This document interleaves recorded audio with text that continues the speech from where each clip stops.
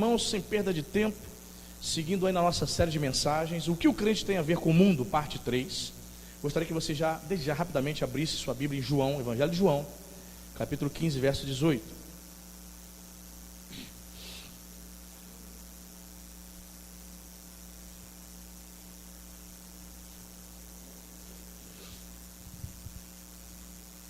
Evangelho de João, capítulo 15, verso 18 e 19.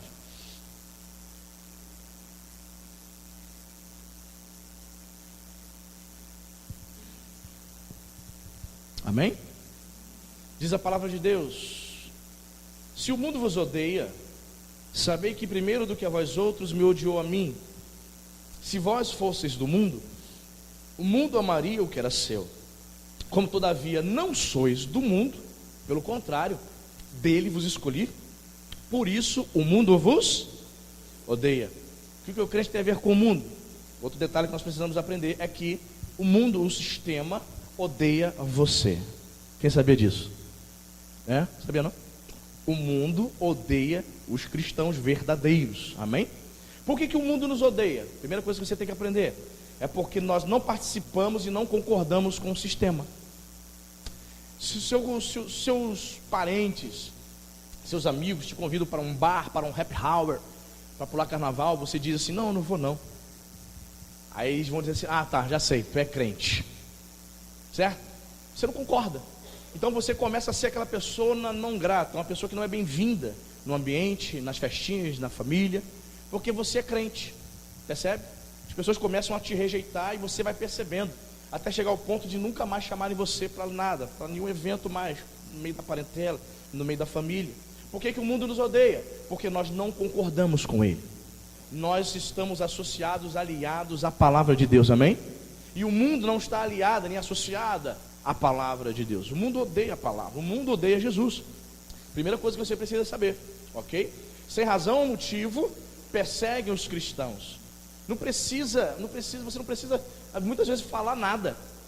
A presença do Espírito Santo na tua vida já é motivo para o demônio colocar algumas coisas, alguns sentimentos perversos no coração de alguém para a pessoa te odiar.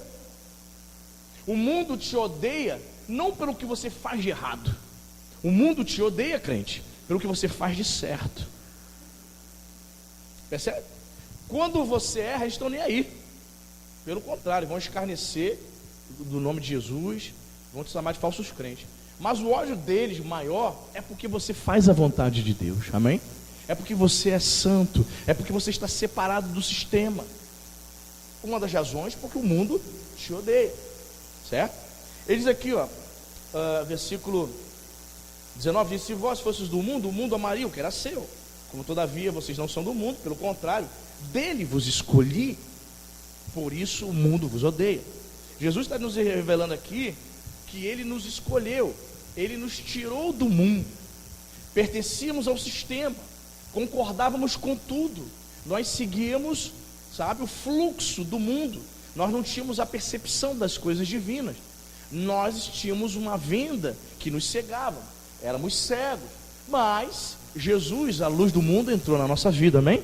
Nós cantamos aqui: a tua luz à noite dissipou.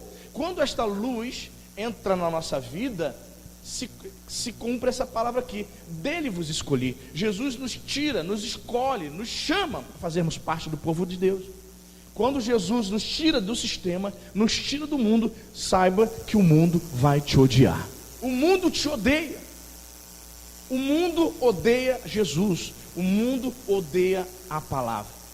Estava lendo um livro e certo autor disse o seguinte: que nesse final dos tempos, a coisa ia piorar de tal maneira que o mundo seria tão religioso e a igreja, parte da igreja, tão mundana, que uma iria se confundir com a outra.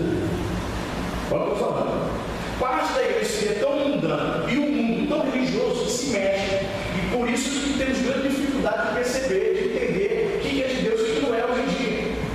Muitos crentes estão seguindo determinados líderes, determinadas propostas, achando que é de Deus, mas não é. É o mundo entrando, sendo usado, tomando para si, confundindo uma igreja.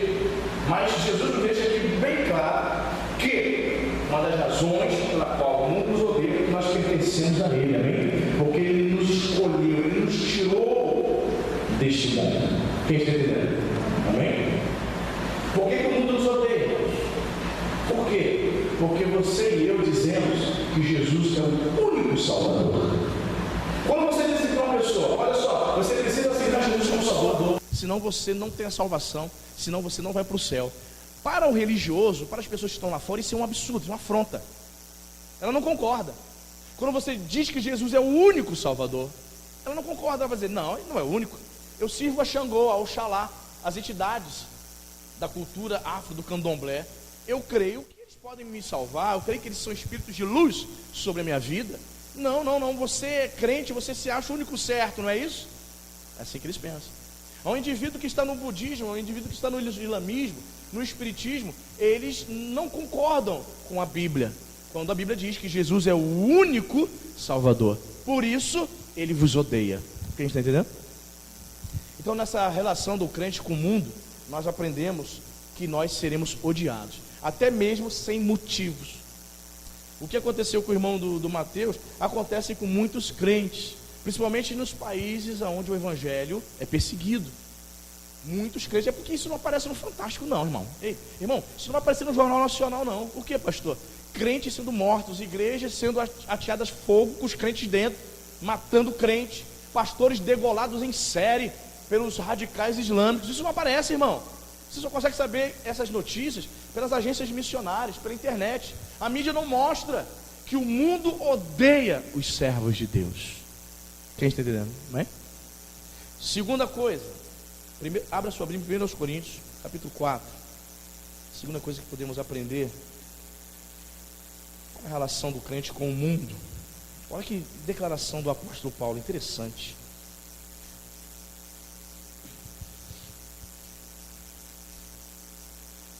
Primeiro Coríntios, capítulo 4, versículo 9. Olha o que Paulo declara, você achou?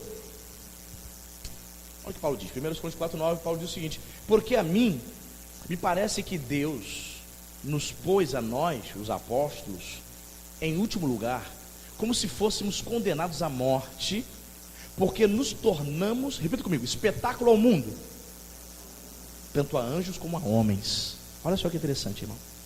O que Paulo está querendo dizer com isso aqui, pastor? Essa palavra aqui, espetáculo, é uma palavra, vem da palavra grega, teatron. Daí vem a palavra portuguesa, teatro. Paulo está dizendo, irmãos, que Deus permite que o crente seja um espetáculo, seja uma espécie de peça teatral para o mundo.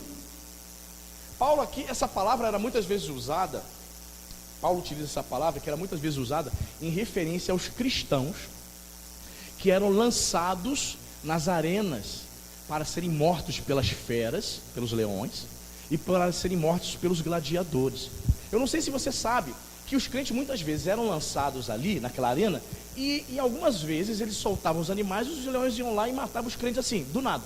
Outras vezes era como se fosse um circo. Em outras oportunidades eles organizavam uma espécie de peça teatral, uma enquete. Entravam animais, entravam pessoas, e muitas vezes os crentes, escravos, capturados pelas legiões romanas, eles eram colocados ali para fazer uma espécie de teatro, literalmente uma peça teatral. Por isso que Paulo usa esse termo. Nós somos colocados diante do mundo como teatron, como espetáculos. Ou seja, o que Paulo está trazendo aqui? Qual é o ensino que Paulo está trazendo, pastor? Ele está dizendo que muitas vezes os crentes não obterão honra nesse mundo.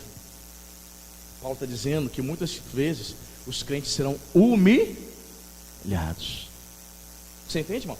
Detalhe: os cristãos eram colocados nas arenas para servirem de espetáculo. Após o espetáculo, eles eram mortos. E você deve ter já visto filme tipo Gladiador, as arenas, o Coliseu Romano lotado, e as multidões ali, sabe, excitadas, mata, morre, mata ele. As pessoas queriam ver morte. Você já viu nos filmes épicos, quando o gladiador derrubava o seu oponente, aí o imperador ficava assim, não é? Você lembra? Se ele fizesse isso assim, ó, o gladiador tinha a obrigação de matar o seu oponente, senão era ele que morria. Paulo está dizendo que os crentes, eles seriam humilhados muitas vezes, Nós fomos colocados como espetáculo para o mundo. Eu vejo muitas vezes os crentes hoje buscando fama, os crentes buscando reconhecimento do mundo. Querido, nós precisamos buscar reconhecimento somente da parte de Deus, amém, irmão? Tem crente que está dentro da igreja buscando reconhecimento. Eu fiz tanta coisa naquela igreja, o pastor nunca me agradeceu. Ei, irmão, está servindo a quem? A homens ou ao Senhor? Pastor, trabalhei tanto na igreja que o Senhor nem me deu um tapinha nas costas, parabéns. Querido, não faça isso. Sirva ao Senhor, amado. Não fique buscando honra de homens. Não fique buscando reconhecimento. Busque o reconhecimento da parte do Senhor, irmão. Paulo está dizendo que a vida dele é um teatro. Não porque ele é um artista hipócrita, não é nesse sentido. É porque a vida dele era exposta como espetáculo para o mundo. Ele está dizendo, me senti humilhado muitas vezes por causa do evangelho. Hoje os crentes querem ficar por cima da carne seca, esquecendo-se de olhar para Jesus, o quanto Jesus foi humilhado, esquecendo-se de olhar para a história dos apóstolos. Hoje você vê os apóstolos, esses vulgo apóstolos dessas igrejas, os caras milionários, os caras viajando com jatinho de 50 milhões de reais, irmão. Os caras com sua conta com milhões na conta, os camaradas multimilionários, ricos, donos de TV, donos de empresa, e diz que é para a obra de Deus. Mentira, está no nome dele. Está no nome dele, irmão. Seria da obra de Deus se tivesse no nome da igreja. Mas a televisão está no nome dele. Quando ele morrer, quem vai assumir? Quem vai herdar? A igreja? Não, a filha, o filho. São esses apóstolos do século 21, falsos apóstolos. Pergunta como é que Paulo morreu, irmão. O apóstolo Paulo morreu pobre, morreu decapitado, serviu de espetáculo ao mundo. Crentes que buscam honra e glória para esse mundo, eles não conhecem o evangelho não, irmãos. Verdadeiros crentes são humilhados pelo mundo e não honrados. Você está entendendo isso, irmão? Você está buscando honra, está buscando glória. Eu estou congregando naquela igreja e eu quero ser glorificado lá, aleluia. Tem algumas igrejas que têm os seus costumes, né, irmão? Algumas igrejas têm seus costumes, né? Cada um com seus costumes e tal. Existem algumas igrejas que têm o hábito de botar todos os pastores, né? Pastores, presbíteros, evangelistas sentados aqui em cima. Tem igreja que tu chega, tem mais homem em cima do altar do que povo ouvindo a palavra, né? Muito bem. Se um camarada visita aquela igreja, se ele não for apresentado como pastor naquela igreja, ele fica com raiva, ele quer glória, ele quer honra. Por que as pessoas querem título, irmão? Por que as pessoas se importam tanto com isso? Eu não vejo ninguém buscando o título de servo. Eu não vejo ninguém buscando o título de discípulo. O cara quer ser apóstolo, quer ser pastor, quer ser conferencista internacional. Eu vejo um Paulo aqui dizendo que a vida dele serviu de espetáculo. Ele foi humilhado diante das pessoas. E ele termina o versículo dizendo aqui, ó: porque nos tornamos espetáculo ao mundo, tanto a anjos como a homens. Ou seja, até mesmo diante dos anjos. E esses anjos aqui podem se referir aos anjos de Deus, aos anjos caídos e a homens, ou seja, até os anjos, até as criaturas celestiais são testemunhas de que os crentes sofrem. A maior parte, o crente verdadeiro sofre muito, irmão. O falso não, o falso ele vai viver segundo o curso desse mundo. Você está entendendo isso, irmão? O grande apóstolo Paulo, o doutor Paulo, o teólogo Paulo, o indivíduo que ia ser um dos maiores rabinos de todos os tempos, ele morreu sem nada, morreu pobre, decapitado, humilhado, por amor ao evangelho, por amor a Jesus Cristo. Amém, irmão? Crentes não buscam honra. Eu fico olhando esses pastores na televisão aí buscando honra, buscando glória, não pregam o evangelho, não pregam, irmão, não pregam e não vivem. Aí o camarada compra um avião a jato de 50 milhões, o que ele alega? Não é para a obra de Deus. Por que ele não pode pegar uma ponte aérea ali, um avião da Gol? Por que ele não pode? Qual a diferença? Ele tem que realmente comprar 50 milhões de reais um avião? Irmão, 50 milhões de reais, você sustenta muito missionário, querido. Você envia e sustenta por muitos anos muitos missionários na África, na Indonésia, muita gente, irmão. O homem de Deus, ele não vai esbanjar, ele não vai ostentar uma coisa dessa, irmão. A consciência dele vai pesar. O verdadeiro homem de Deus, a consciência vai pesar. Ele não vai ter coragem de investir 50 milhões de reais com o sangue, com a oferta do povo, sabendo que ele pode pegar uma ponte aérea como uma pessoa comum e pagar ali o Ponte Rio-São Paulo, um avião da Gol, 50 milhões de reais. Quantos hospitais em favor do canceroso poderiam ser feitos? 50 milhões de reais. Quantos orfanatos nós poderíamos ter? 50 milhões de reais. Quantas bases missionárias por esse Brasil afora poderíamos ter? Mas esses camaradas querem ser apóstolos do século 21. Apóstolo como o apóstolo Paulo ninguém quer ser, né? Paulo está dizendo, a nossa vida é como um espetáculo para o mundo. É uma peça de teatro. Nós somos expostos, somos humilhados. Quem está entendendo, irmão? Não busque honra.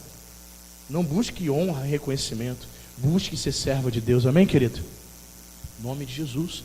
Terceiro texto. O que o crente tem a ver com o mundo, pastor?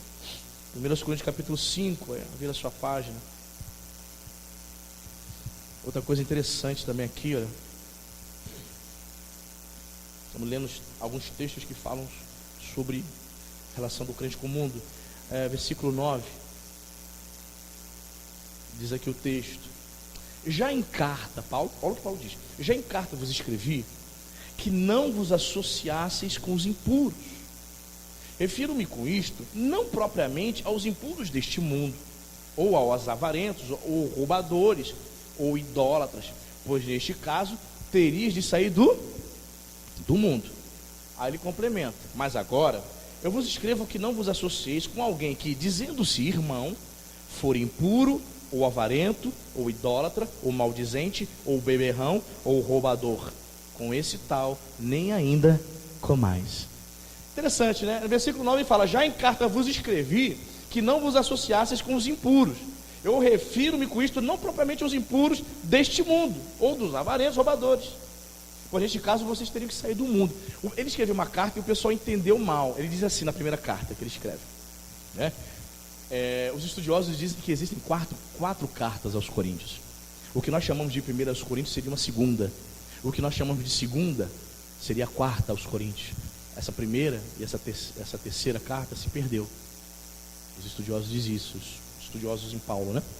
Então ele, na primeira carta, que é antes dessa primeira aos Coríntios, ele escreveu dizendo para Corinto: olha, vocês não podem se associar com os impuros. Não ande com essa turma. Com quem? Com avarento, roubador, idólatra, etc. O pessoal entendeu errado. O pessoal ou estava ingenuamente entendendo errado, ou eles usaram de ironia.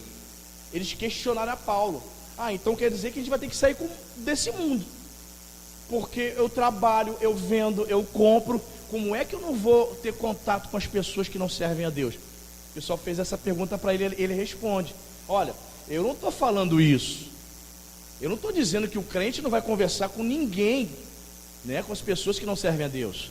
Você compra, você trabalha, você se relaciona, você vende, você estuda, você caminha, pega ônibus. Então não tem como deixar de conversar, de se relacionar com os impuros. Aí ele vai dizer: se fosse assim, vocês teriam que sair do mundo. Não é isso que eu estou dizendo. O que Paulo estava dizendo que eles interpretaram mal? Aí ele explica no versículo 11: mas agora vos escrevo que não vos associeis com alguém que, dizendo-se, camarada que diz, que se dizendo irmão, for impuro, avarento, ou idólatra, ou maldizente, ou beberrão, ou roubador. Com esse tal, nem ainda comais. Paulo está falando, irmãos, olha, isso é muito sério, hein? Que o indivíduo que se diz irmão, e se diz crente, que vem na igreja, e que anda, faz as mesmas coisas que os mundanos, esses são piores do que os próprios mundanos. Paulo ainda dá um recado: com esse eu não quero nem que vocês comam. Eu não quero que vocês tenham comunhão. Porque ele está dizendo que é irmão, mas continua no erro, no pecado, é impuro, continua na promiscuidade, é avarento, é beberrão. Com esse eu não quero que se misture. É com esse que eu estou falando. Vocês entenderam mal. Só lembrando os irmãos, se você for estudar as epístolas aos Coríntios, havia uma turminha lá que se levantava contra Paulo, né? Havia uma turminha lá que não queria obedecer ao apóstolo Paulo. Possivelmente essa turma aí propositalmente tenha distorcido a palavra de Paulo, a primeira carta dele, trazendo um contexto totalmente errado. Aí ele corrige. Ele está dizendo: olha, cuidado com aquele que é crente, não recebe na tua casa para fazer churrasco, nem para o chá das 5. Esse você tem que fechar a porta. Pessoa que diz que é de Deus, mas chega lá, irmão, você não tem noção como é que está os crentes de hoje em dia. Certa pessoa chegou para mim e falou assim: pastor, a coisa é tão sinistra que eu fui numa igreja e um camarada do presbítero lá me convidou para quê? Para trabalhar, mas trabalhando na boca de fumo. Eu falei: como é que é isso, irmão? Eu falei: mas o presbítero da igreja perguntou se eu queria vender droga, cocaína também. Eu falei: rapaz, como é que pode isso? Eu falei: mas e o pastor dele? Não, o pastor também vende, tá? É sócio. Irmãos, como é que é isso, irmão? Aí o camarada estava dizendo que os eventos que a igreja realiza, culto ao ar livre, evento, festa ao ar livre, é o tráfico local que patrocina. Irmãos, é complicado. Eu sei, irmãos, que ter igreja dentro de comunidade, favela, é complicado. Dependendo do lugar, o traficante ele quer esconder as armas dentro da igreja. Se você, como pastor, não concorda, você pode ser expulso ou ser morto dali. Alguns pastores ficam realmente numa sinuca de bico, mas nós não podemos abrir mão, irmão. Somos luz. Como é que você, como crente, vai esconder a arma do tráfico ali? Você entende? Então alguns pastores começam a se envolver demais com o tráfico e acaba também entrando para o tráfico. Como é que é isso, irmão? Então esses camaradas se dizem pastores, se dizem irmãos, mas estão vendendo drogas. São pessoas desse naipe que está dizendo, que Paulo está afirmando aqui. São pessoas assim que se dizem irmãos, tem título, prega, é presbítero, evangelista da igreja A, é pastor da igreja B, se diz irmão. É aquele irmão que vai na tua casa, que liga para você, fica batendo papo e revela que tem amante na rua, que entra na fornicação, que tem noiva dentro da igreja, mas se prostitui e acha normal, está fornicando com a namorada, com o namorado, está tendo relações sexuais antes do casamento, está na imoralidade, está chamando você também para participar. Paulo está dizendo: é com esses que eu não quero que você se misture, que você não se associe, porque esses são os verdadeiros mundanos. Em relação às pessoas mundanas, óbvio que você tem que ter um cuidado. Por exemplo, já dei esse exemplo aqui e vou falar de novo. Vamos supor, você sabe que eu sou pastor, e todos os dias você me vê no centro de Araruama, andando para cima e para baixo com 2 gays. Você sabe que os 2 caras que estão andando comigo são gays, para cima e para baixo. Para cima e para baixo. No primeiro momento você vai dizer assim: o pastor antes está evangelizando esses rapazes. Aí você me vê para cima e para baixo. Eu vou para o salão cortar cabelo com eles, para cima e para baixo. Para cima e para baixo. Irmão, por quê? A Bíblia vai falar que a Bíblia vai falar sobre várias duplas, né? Paulo e Silas, Paulo e Barnabé. Homens de Deus tem que andar com homens de Deus.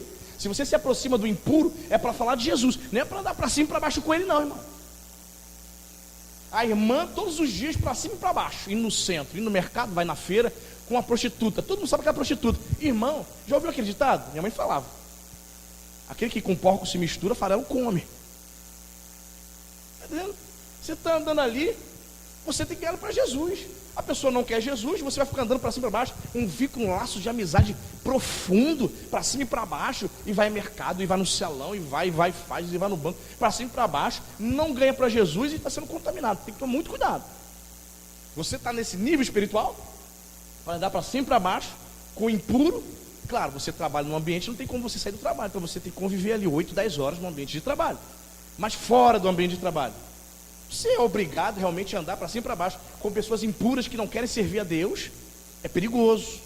Paulo também vai afirmar que é mais perigoso ainda o indivíduo que se diz irmão, o indivíduo que se diz crente, e você está vendo ele fazer toda lenha, vive como mundano. Paulo está dizendo: esse nem receba na sua casa, não coma com ele. Quem está entendendo, irmão?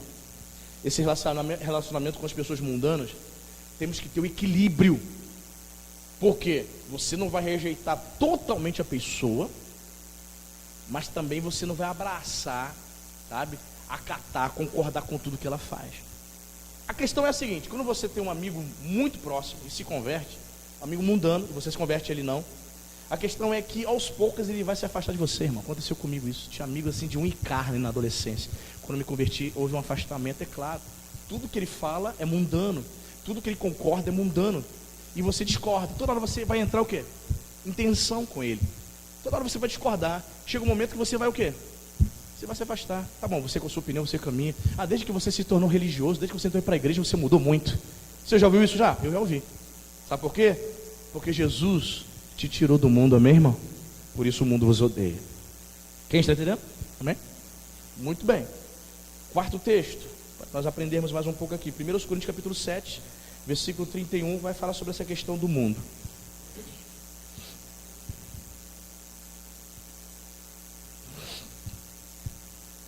Versículo 7, 31, amém? Do lado aí, virando a página. Você achou?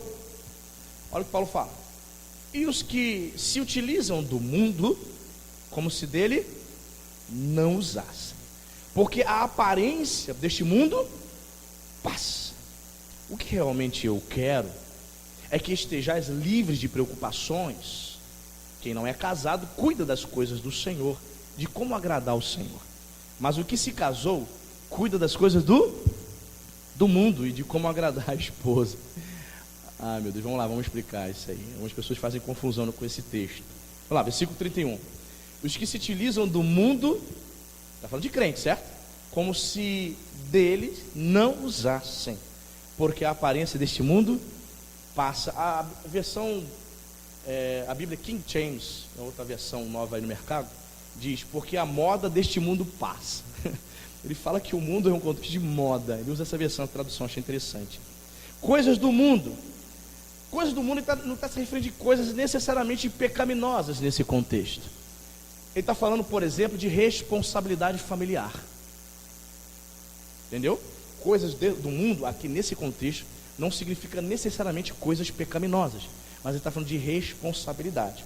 Ele vai dizer o seguinte no versículo 32, o que realmente eu quero é que estejais livres de preocupações, ok? Quem não é casado, cuida das coisas do Senhor, de como agradar ao Senhor, mas o que casou, cuida das coisas do mundo. É óbvio, né, irmão? Casais, por exemplo, que não têm filhos, a disponibilidade para servir a Deus, para fazer as coisas, para fazer a obra de Deus é outra, né, irmão? Eu sirvo ao Senhor desde os meus 15 para 16 anos e nunca parei de servir a Deus quando as minhas filhas nasceram. Mas aí, irmão, é punk, hein? Você que tem filho pequeno sabe. Eu com um pastor aqui, irmãos, Laís com 2 aninhos de idade, não tinha carro, domingo de manhã, chovendo como agora, sim. A Laís num braço, com a Bíblia aqui debaixo do sovaco, certo? Pega aqui, Laís aqui, guarda-chuva aqui e vindo na lama. Vamos embora.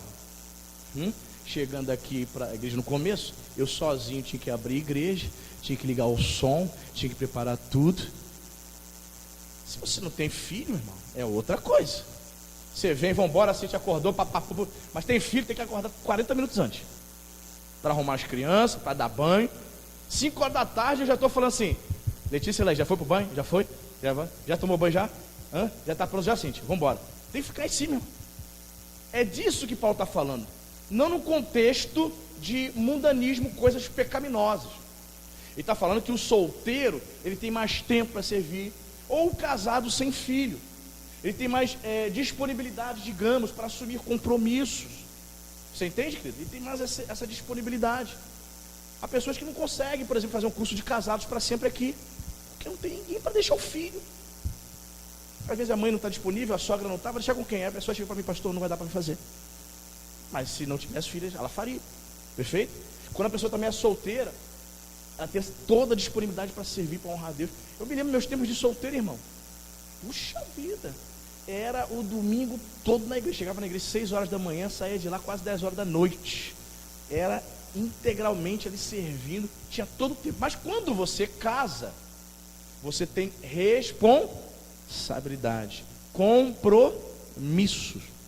Aí ele vai dizer que o casado, ele tem que fazer o quê? Versículo 33, né? Mas o que se casou cuida das coisas do mundo, de como agradar a esposa. Você entende?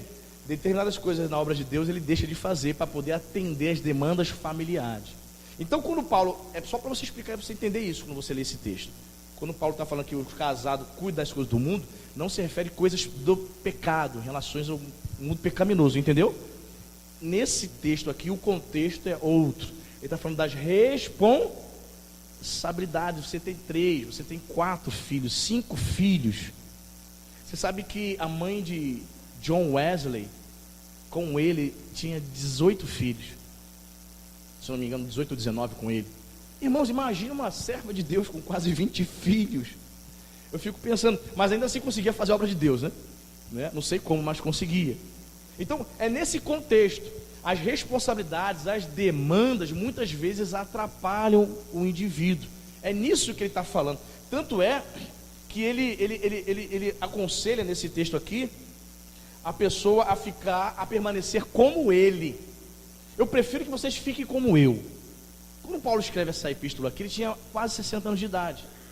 Então muitas pessoas falam assim, você já ouviu algumas pessoas dizendo assim, Paulo nunca casou. Quantos já ouviram falar sobre isso? Paulo nunca casou. Você já ouviu já? Quem disse que Paulo nunca casou? E já era um senhor de quase 60 anos quando escreve essa epístola. E quando ele diz, eu quero que vocês permaneçam como eu estou agora, sozinho, possivelmente ele fosse nesse momento viúvo. Pastor, como é que o senhor tem certeza que ele casou? Lembre-se que ele era fariseu. Fariseu, ele sempre ele se casava. Para fazer parte daquele contexto farisaico, do grupo dos fariseus, tinha que ser casado. Então, possivelmente, Paulo aqui, nesse momento, ele era viúvo. Então, ele percebeu que não tinha mais necessidade, ele não via mais necessidade. Tendo ficado viúvo, ou pode acontecer, poucas pessoas falam sobre isso, a gente não sabe que quando ele se converte, a esposa dele abraça a fé ou não. Pode ter abraçado, ou pode ter desistido, separado dele, mas eu fico na opinião de que ele fosse viúvo. Ele tendo ficado viúvo, ele não procura um segundo casamento, porque ele entendeu que o tempo que ele estava vivendo, as demandas da obra de Deus, não lhe permitiriam contrair novo matrimônio. Seria complicado ele casar, seria mais um problema. Imagine a esposa dele presa, ele seria uma preocupação a mais. Então ele preferiu ficar só. E ele dá esse conselho: se você consegue ficar só, não se case, sirva ao Senhor. Por quê? Porque os casados se preocupam em atender a demanda do cônjuge. A maioria dos crentes não cumpre essa palavra, né? A maioria do povo quer casar, você casou. Quando eu li essa palavra, quando eu era solteiro, eu ficava, não, Senhor, eu quero casar, quero ficar sozinho, não. Né? Muitos olham, mas nem dão confiança. Mas Paulo vai dizer, se você não consegue viver sem se abrasar, que se case, né? Porque o indivíduo ser uma pessoa casta é um dom também de Deus. Jesus vai falar que isso é um dom, não é qualquer um não, irmão. Que com 25 anos, 30 anos decide não se casar, não ter relações sexuais e viver para o Senhor até Jesus voltar sem sexo, sem nada. Isso é um dom, porque o normal é o indivíduo ter desejos sexuais e casar-se para que isso também seja complementado. Mas eu queria mostrar esse texto para você aprender.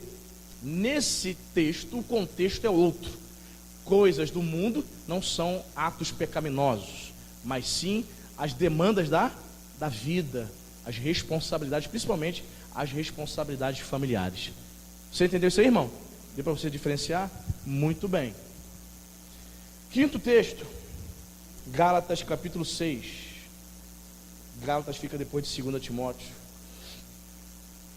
Estamos aí passeando pela palavra de Deus e aprendendo mais e mais.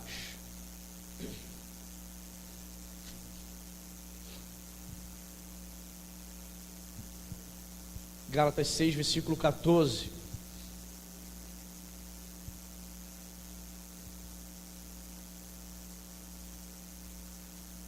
Você achou? Gálatas 6,14 vai dizer: mas longe esteja de mim gloriar-me senão na cruz de nosso Senhor Jesus Cristo, pela qual o mundo está crucificado para mim e eu para... Vamos repetir todos juntos essa parte final. Pela qual o mundo está crucificado para mim e eu para o mundo. Você sabe que crucificação fala de morte. Então, fazendo uma interpretação bem sucinta, Paulo estava dizendo que ele estava morto para o mundo. Paulo está dizendo que ele estava morto para o mundo e o mundo para ele. Se cruz fala de morte, pena capital. Então ele está dizendo o seguinte, está dizendo mais. Ele está dizendo que o interesse pelas coisas deste mundo havia morrido para ele. Todo o interesse que atrai o ser humano neste mundo, tudo aquilo que traz conforto, honra, fama, dinheiro, tudo isso, os prazeres da carne, todas essas coisas haviam perdido o interesse para Paulo. E eu preparando essa mensagem, irmãos, eu estou com esse versículo no meu coração, sabe, fervendo. Desde que eu estava preparando essa mensagem.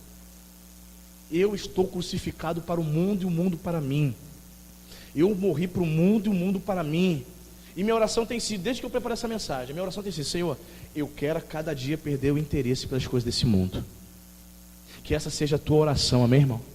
Senhor, que as coisas do mundo não me atraiam mais. Senhor, que o sistema do mundo, Senhor, que os prazeres do mundo, que as coisas que me afastam do Senhor, que tudo isso eu possa perder o interesse, que a cada dia eu perco o interesse, eu quero morrer. Eu estou crucificado para o mundo e o mundo para mim. Paulo havia tomado uma decisão.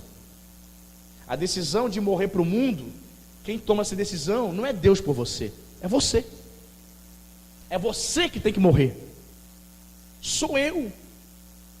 Não é o irmão B, é o irmão A. Sou eu que preciso morrer.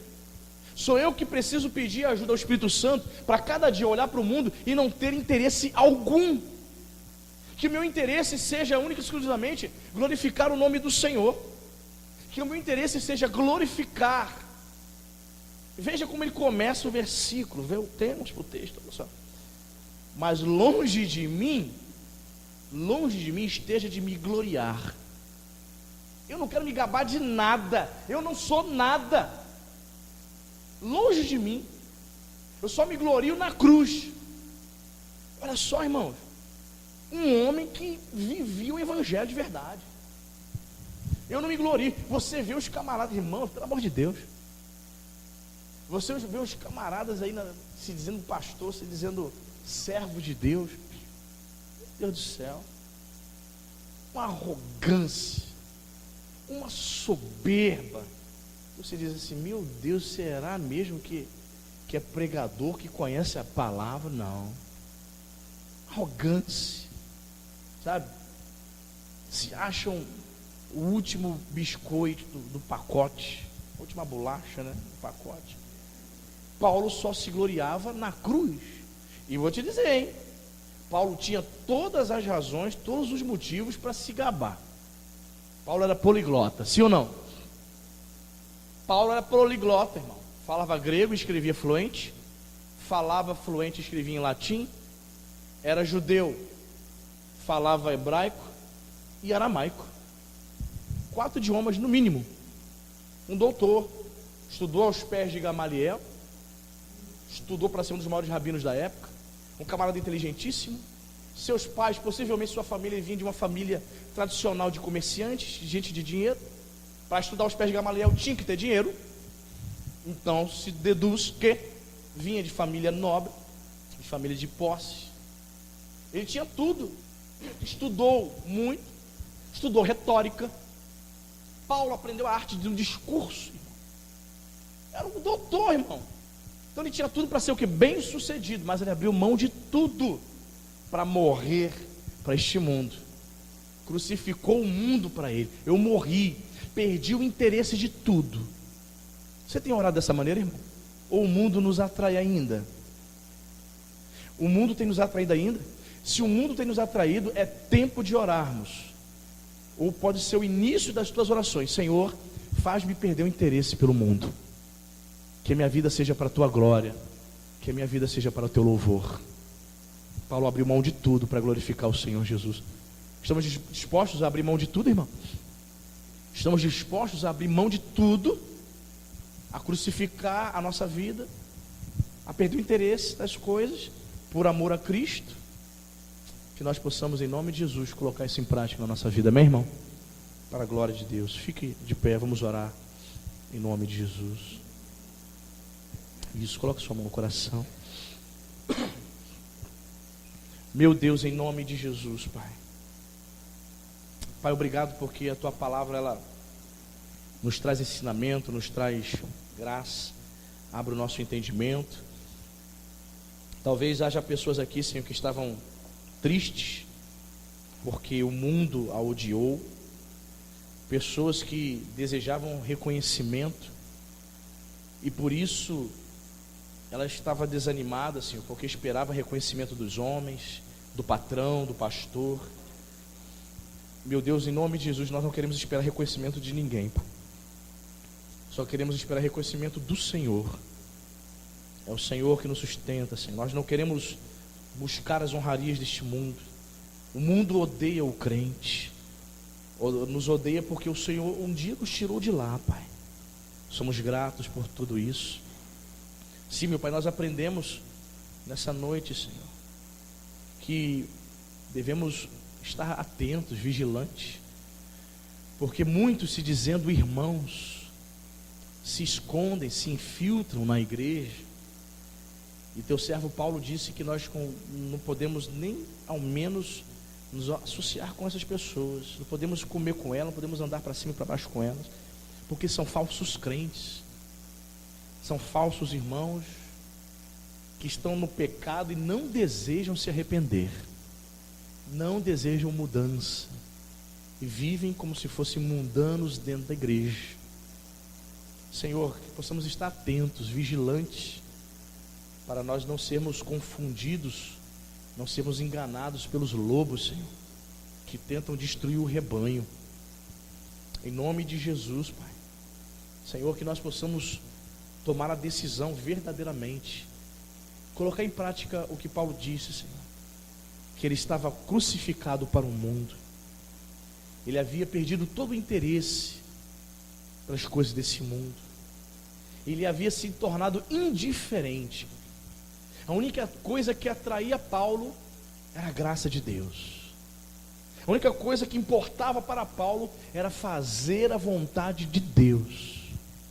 Senhor, em nome de Jesus, a minha oração, Senhor, por estes irmãos aqui nesta noite, por essa igreja, é que nós possamos, meu Senhor, morrer, que nós possamos crucificar, ó Deus, o mundo em nossas vidas, que nós possamos, ó Pai, nos tornar indiferentes, que nós venhamos odiar o pecado, Pai, tudo aquilo que o Senhor odeia, meu Deus, que em nome de Jesus possamos rejeitar, Senhor, nós possamos refutar, que nós possamos odiar, Senhor, que nós, teus filhos, possamos ter prazer, satisfação nas coisas santas, nas coisas de Deus, que nós possamos pensar nas coisas do céu.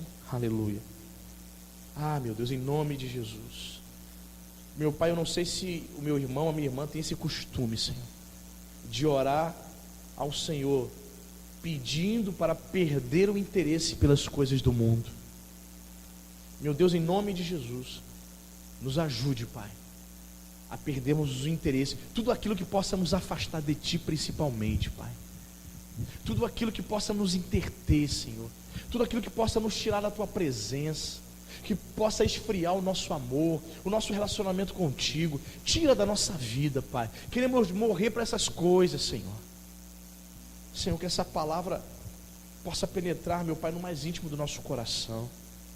Nos faça entender, Senhor, que muitas vezes o mundo vai nos colocar como um espetáculo, o mundo irá nos humilhar. Senhor, nós não queremos esperar honrarias do mundo. Teu servo Paulo disse que ele foi posto como um espetáculo diante do mundo, diante dos homens e diante dos anjos. Bendito seja o teu nome, Senhor. Nós queremos buscar, meu Pai, a honra que vem do Senhor. Nós queremos buscar, meu Pai, a vida eterna sobre tudo, Senhor. Em nome de Jesus, que a cada dia, Senhor, que a cada semana, que a cada ano, que a cada mês, Senhor, nós possamos perder o interesse pelas coisas dessa vida. Que o nosso interesse seja glorificar o teu nome, ser sal da terra, sermos luz deste mundo. Nos abençoe, Senhor, que a palavra do Senhor venha a estar gravada no nosso coração. Nós não queremos ser ouvintes, mas nós queremos ser, sim, praticantes da tua palavra. Nos abençoe nesta noite, leva-nos em paz, nos concedendo um final de semana abençoado. Nos abençoe rica e abundantemente, no nome de Jesus. Amém e graças a Deus. Amém, queridos.